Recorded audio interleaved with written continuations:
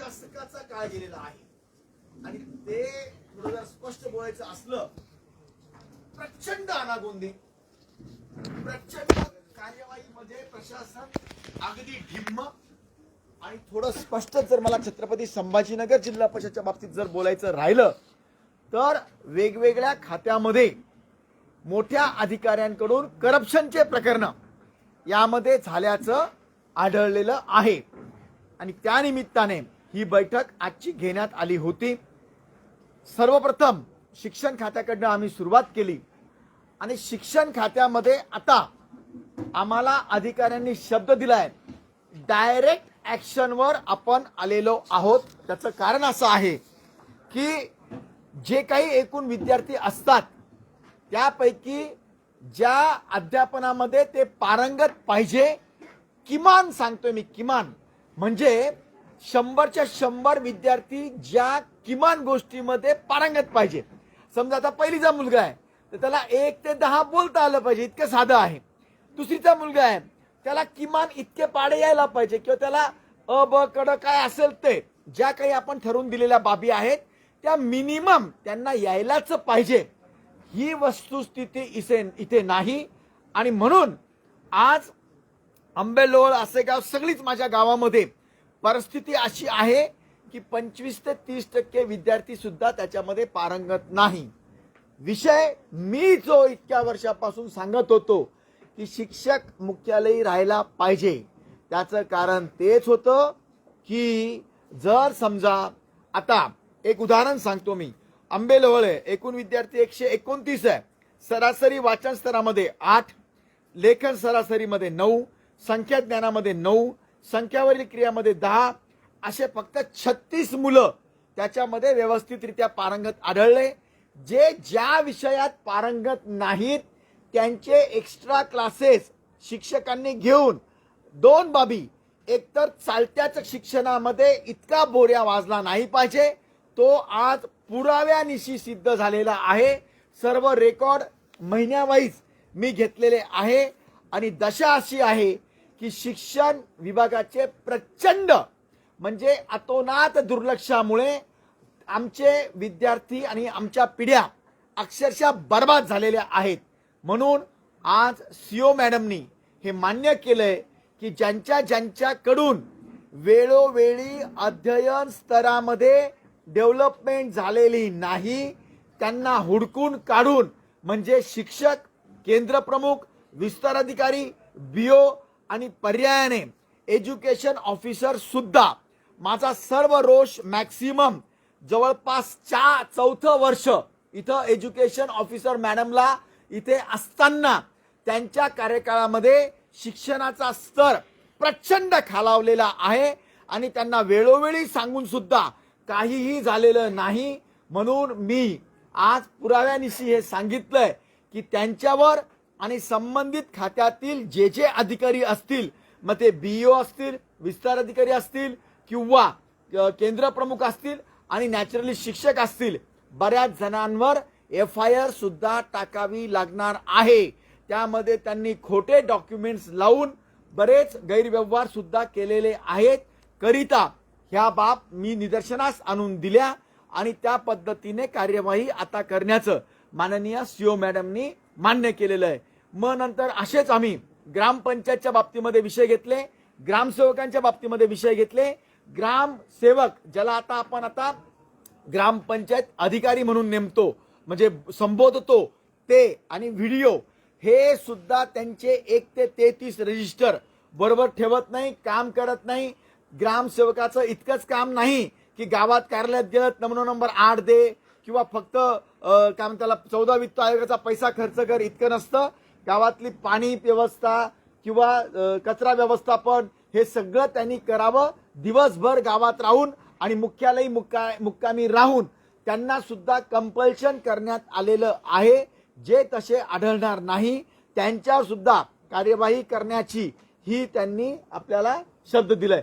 मग त्याचबरोबरीने कृषी सहाय्यक असतील, त्याचबरोबरीने आरोग्य अधिकारी असतील, या सर्वांच्या बाबतीमध्ये आज बैठक होऊन या स्तरावर गेलेलो आहे.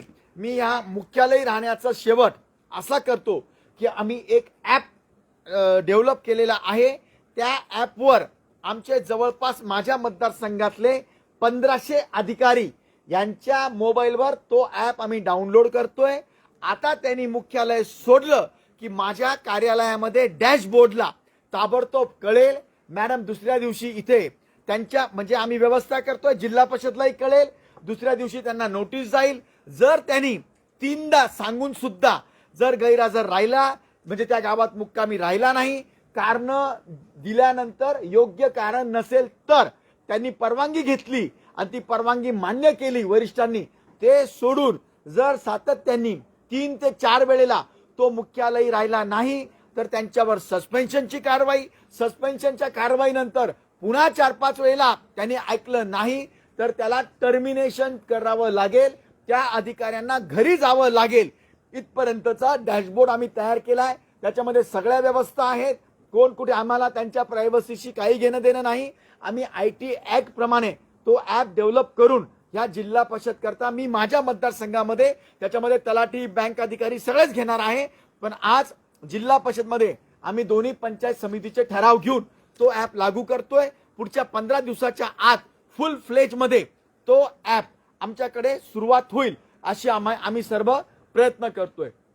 दुसरा विषय होता, मागे काकड नावाचे अधिकारी होते, एक्झिक्युटिव्ह इंजिनियर, त्यांनी 4.5 कोटी रुपये किमान काम न करता काढून घेतले होते, त्यांना सस्पेंड करण्यात आलेलं आता आहे। परंतु आज त्याच्यावर सगळी चर्चा झाली आणि ठरलं की त्यांच्यावर आता FIR टाकून अँटी करप्शनला देऊन त्यांची सर्व चौकशी होईल। त्यांच्यावरच नाही तर जे दोषी डेप्युटी इंजिनियर आणि जेई होते किंवा कॅफो सुद्धा, माझा मेन कॅफो जेव्हा चीफ अकाउंटंट असतात त्यांनी सगळ्या गोष्टी बघून बिल अदा केले पाहिजे, त्याच्यात त्यांनी कसूर केलेला आहे म्हणून त्यांच्यावरही कारवाई करण्याचं मी आदेशित केलंय। पण कॅफोच्या बाबतीमध्ये सविस्तर चौकशी झाल्यावर ते झाल्याशिवाय होणार नाही, पण एक्झिक्युटिव्ह इंजिनियर आणि त्यांच्यावर या FIRच्या कार्यवाह्या नक्कीच आता प्रस्तावित करण्यात आलेला आहे। तिसरा विषय होता जलजीवन मिशनचा। माझ्या मतदारसंघामध्ये मी जे सातत्याने 63 वेळेला पत्रव्यवहार केलेले आहेत, परंतु कामं निकृष्ट दर्जाची झालेली आहेत, बरेच पैशांची वसुली सुद्धा सुरू झालेली आहे। पण माझं म्हणणं असं होतं, वेळीच सांगितल्यानंतर सुद्धा त्याचे बिल का अदा केली, म्हणून वाघमारे नावाचे एक्झिक्युटिव्ह इंजिनियर त्यांच्यावर सुद्धा FIR आणि खालच्या अधिकाऱ्यांवर FIR टाकण्याचं आज मी आदेशित केलंय। त्याची चौकशी सन्मान्य CO मॅडम करून योग्य निर्देश त्या पण देणार आहेत। एकंदरीतच आजचा हा जो माझी मीटिंग जी झालेली आहे, दोन बेसवर झाली, 2 गोष्टीवर झाली। मी मागच्या मीटिंगा ज्या घेतल्या तरी त्याच्यावर ज्या गोष्टींच्या कार्यवाह्या झाल्या नाही त्या कार्यवाह्या आता होणार आहे आणि इथून पुढे सुधारणा ज्या करायच्या आहेत त्या सुधारणा पण त्या करतील असं अपेक्षित आपण केलंय। आणि तिसरा विषय आणि शेवटचा, तो ॲप जो आपण डेव्हलप केलेला आहे तो ॲप मी माझ्या मतदारसंघाच्या हद्दीपर्यंत लावण्याचं 15 दिवसामध्ये ठरवलेलं आहे।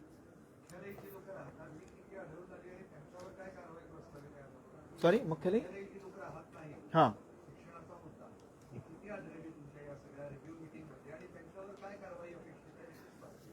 शिक्षणाच्या बाबतीमध्ये जवळपास 348 शिक्षक, त्याच्यातनं 330 शिक्षक जवळपास खुलताबादचे राहत नाही, त्यांना शो कॉजेस देऊन त्यांना सस्पेन्शनची म्हणजे त्यांच्यावर शिस्तभंगाची कारवाई करण्याचं मान्य झालेलं आहे। त्यांना एकदा संधी म्हणजे त्यांचं जे काही शिस्तभंगाच्या कारवाईमध्ये बसतं 3 वर्षाचा त्यांचा इन्क्रिमेंट बंद करण्यात आलेला आहे। आता HRA तर बंद झालेलाच आहे आणि आता गंगापूरमध्ये आज BOनी नवीन माहिती दिली की 1158 शिक्षक, मला वाटतं 1098 शिक्षक हे सर्वच्या सर्व गावी राहायला गेलेले आहेत। तुम्हाला 15 तारखेपासून जून पासून ते संपूर्ण गावात दिसतील असं त्यांचं म्हणणं आहे। मला त्याच्यावर विश्वास नाही, परंतु मी प्रत्येक गावात एक मुलगा अपॉइंट केलाय, त्यांना आपण आय कार्ड देऊ लागलो आणि जेव्हा मी ते ॲप सांगतोय त्या शिक्षकांचं डाउनलोड होईल, जे नाही राहणार त्यांच्यावर आणि BOला खोटी माहिती दिल्याबद्दल त्यांच्यावरही कारवाई करण्यात येईल। 7,500 शिक्षक येतात जिल्हाभरात, 7,500 जिल्हा परिषदेचे शिक्षक येतात। तालुक्याचं सांगताय की पूर्ण जिल्ह्याचं पण मी जे हे घेतली आजची बैठक ती माझ्या मतदारसंघाच्या हद्दीपर्यंत घेतलेली आहे।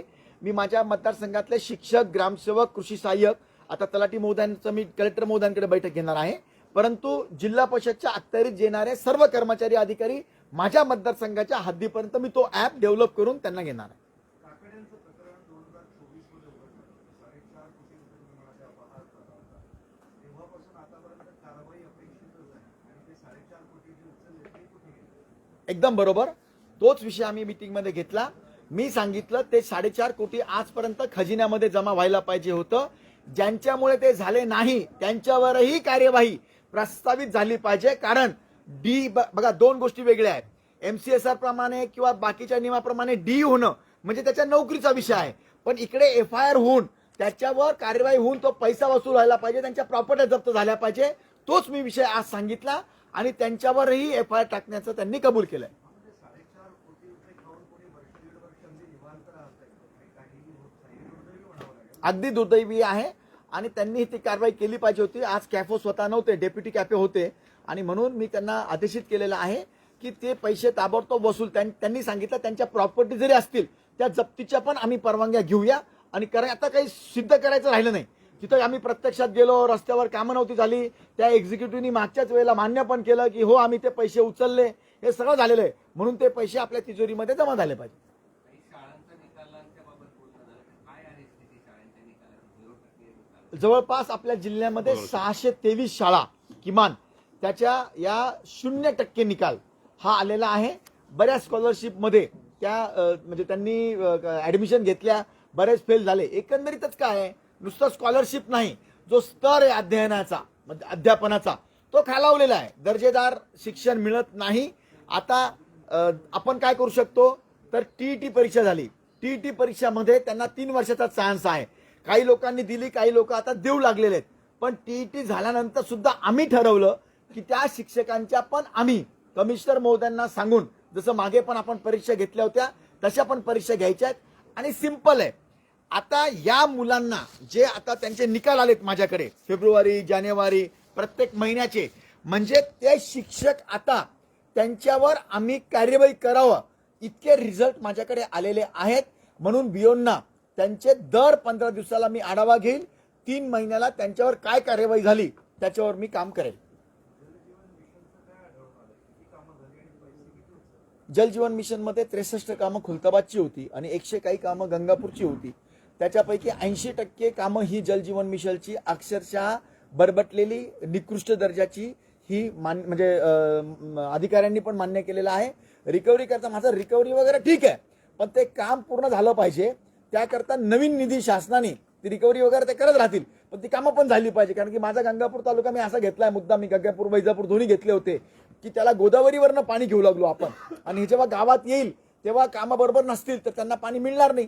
जसं आता एक उदाहरण सांगितलं, आमचे सभापती महोदय गंगापूरचे नेवरगावला गेले होते. तिथं 952 कनेक्शन दिले असं कागदावर दाखवलं, परंतु तिथं 200च कनेक्शन मिळाले. 700 कनेक्शन मिळालेच नाही त्या गावामध्ये, तरी त्यांना देण्यात आलेलं आहे. अशावर आपल्याला FIR टाकावं लागेल. हा, जवळपास 30 कोटी रुपये हे देण्यात आलेले आहेत आणि ते सगळे वायालाच गेलेले आहेत. जवळपास जलजीवन मिशन 30 बऱ्याच ठिकाणी कामं अशी झालीत, फक्त नळ लावली मात्र त्या गावात टाक्या नाही. हो. काही ठिकाणी पाईपांवर डुप्लिकेट लेबलिंग केले, अध्यक्षांना ते माहिती आहे. हो. आणि हा घोटाळा जो आहे तो भला मोठा आहे. हो. ऑन दी स्पॉट जाऊन पाहणी केलेली आहे का करणार, किंवा त्यासोबतच जे अधिकारी आहेत असं काय करावं? बघा, माझ्या मतदारसंघातली मी एक ना एक योजनेची व्हिडिओग्राफी केलेली आहे, त्याची मी सगळी चौकशी केलेली आहे, फोटोग्राफ्स पण दिलेले आहेत. आणि असे मी 63 वेळेला पत्रव्यवहार केलेले आहेत जिल्हा परिषदला. म्हणजे काही पत्र त्यांनाही मला आले असेल, पत्रव्यवहार दोघांचे मिळून झालेले आहेत. पण किमान 42 पत्र मी माझ्याकडनं दिलेले आहेत योग्य ठिकाणी आणि सगळे पुरावे दिलेत. म्हणून ती वसुली सुरू झाली आहे. पण अपेक्षित काय आहे, जेव्हा सुरू झालं तेव्हाच मी निदर्शनास आणून दिले ना. त्यानंतर पैसे का दिले, ज्यांनी पैसे दिले त्या अधिकाऱ्यांवर फौजदारी स्वरूपाची कारवाई प्रस्तावित झाली पाहिजे असं मी सांगितलेलं आहे. बरं, असे अधिकारी किती आहेत? कारण फक्त एकच व्यक्ती नाही, बऱ्याच ठिकाणी अशी योजना झाली. बघा, इथे वाघमारे नावाचे एक्झिक्युटिव्ह इंजिनियर होते, अत्यंत करप्टेड आणि म्हणजे काय म्हणतात मस्तावलेले अधिकारी होते. कारण त्यांना कित्येक वेळा सांगून लेखी पत्रव्यवहार करून सुद्धा त्यांनी कोणती गोष्ट ऐकलेली नाही. आणि नॅचरली तेच नाही, ते मला वाटतं डाकोरे की डावरे काहीतरी एक डेप्युटी इंजिनियर होते, ते आहेत, काही जेई आहेत, सगळे त्याच्यामध्ये सामील आहेत सगळेचे सगळे. आणि इतकंच नाही, ही जी TCS कंपनी आहे, TCS आणि वायकोस हे दोन्ही बोगसच आहेत. त्यांनी पण सगळे हे असेच दिलेत. म्हणजे आश्चर्य आहे, टीचर्स सारखी कंपनी, वायकोस सारखी कंपनी न झालेले कामाचे MB त्यांनी झाले म्हणून दाखवले. आणि मग काय करतात या अधिकारी, त्यांचा आधार घेतात, त्यांनी दिलं. अरे जरी PMCनी दिलं तरी आपण क्रॉस चेक केलं पाहिजे, त्यांनी क्रॉस चेक केलेलं नव्हतं. चौकशी अहवाल कागदावर आहे का? हो आहे, चौकशी अहवाल माझा ऑफिस मधून केलेला आहे. त्यांनी जो केला तो पण आहे, पण त्यांचं कायमचं जसं असतं अजून चौकशी चालूच आहे. तर त्यांना आपण नाही, आता आपण 3 महिन्याची शेवटची मुदत दिली त्यांना. 3 महिन्याच्या आत 3 महिन्यानंतर काय करणार? संबंधितावर FIR करणार, त्यांच्या पैशाची वसुली करणार, त्यांच्या घराच्या जप्त्या, त्यांच्या प्रॉपर्टीच्या जप्त्या, या सगळ्या करून पैसे वसूल करणार आपण 100%. आणि मी शासनाला विनंती करणार आहे की अधिकाऱ्यांच्या किंवा त्यांच्या चुकीमुळे त्या योजना जर पूर्ण नाही झाल्या तर आमचं नुकसान होईल. त्यांची वसुली नंतर करत बसा, पण त्या योजनाला नवीन पैसा देऊन त्या योजना पूर्ण झाल्या पाहिजे. चलो थँक्यू. शेवटचं होतं. हा बोला. बोला. सगळा जो कारभार आहे आपले डिपार्टमेंट सगळे वेगवेगळ्या ठिकाणी आहेत समजा. त्यामुळं काय होतं, इथं जर डिपार्टमेंट आले, जिल्हा परिषदेचं काम झालं, काम एकदम सुव्यवस्थित चाललं, जसं तुम्ही आढावा घेता, निधीसाठी पाठपुरावा करताय का जिल्हा परिषदेच्या एका छताखाली आणण्यासाठी. म्हणजे नवीन बिल्डिंग म्हणतात तुम्ही. नवीन बिल्डिंगला जवळपास आम्ही तो पण विषय घेतला. 30 कोटी रुपये, 30 कोटी रुपये ना मला वाटतं, नाही आता 12 कोटी.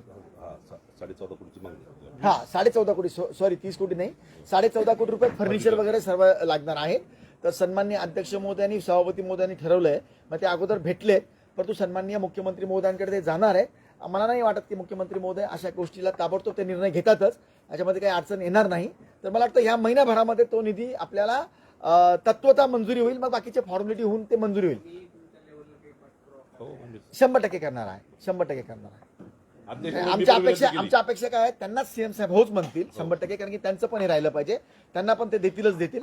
नाही झालं तर आम्ही आहोतच ना, परंतु CM साहेब त्यांना स्वतःलाच देतील, काही टेन्शन नाही. सर हिंदी में हेडक्वार्टर्स पे कितने टीचर्स रहते हैं और आपने कितने टीचर्स पर कार्रवाई की और वो हाजिर रहना चाहिए, इसके लिए आप क्या प्रिएम्पशन ले रहे हैं? देखिए करीबन मेरे कॉन्स्टिट्यूंसी में 1098 प्लस 400 अप्रोक्सीमेटली, ऐसे करीबन 1600 टीचर्स मेरे पास, 1500-1600 टीचर है. उसमें से करीबन 1200 लोग तो बिल्कुल गांव में रहते नहीं, मतलब उनके हेडक्वार्टर्स में रहते नहीं हैं. उनके HRA बंद हो चुके हैं, लेकिन HRA सिर्फ बंद हो गए, मतलब उनको कोई अप डाउन करने की परमिशन नहीं मिली हुई है. इसलिए उनके ऊपर में सस्पेंशन की और अगली टर्मिनेशन की कार्रवाई करने के लिए आज मीटिंग में तय हुआ है, वो हिसाब से होने वाला है. और सबसे मेन क्या है, आज हमारा राज्य शासन और केंद्र शासन इस बात पर है कि बगैर काम का डीजल पेट्रोल जो वेस्ट हो रहा है वो नहीं होना चाहिए. और आज अगर हम देखें, जिला परिषद के करीबन, जिला परिषद और सभी महसूल में से 20,000 अधिकारी कर्मचारी बगैर काम का उस गांव में हम रहते ऐसा बताते, लेकिन शहर से वो डीजल पेट्रोल खर्चा करके जाते जो सब्सिडी पे हम ले रहे, और फिर शाम में वो शहर में आते. तो ये उन्होंने उसी गांव में हेडक्वार्टर्स में मतलब रेसिडेंशियल रहना चाहिए. इसलिए हमारी कार्रवाई है कि हमने एक ऐप डेवलप किया हुआ है. वो ऐप अब बताएगा कि कौन सा कर्मचारी वो गांव छोड़कर बाहर निकल गया.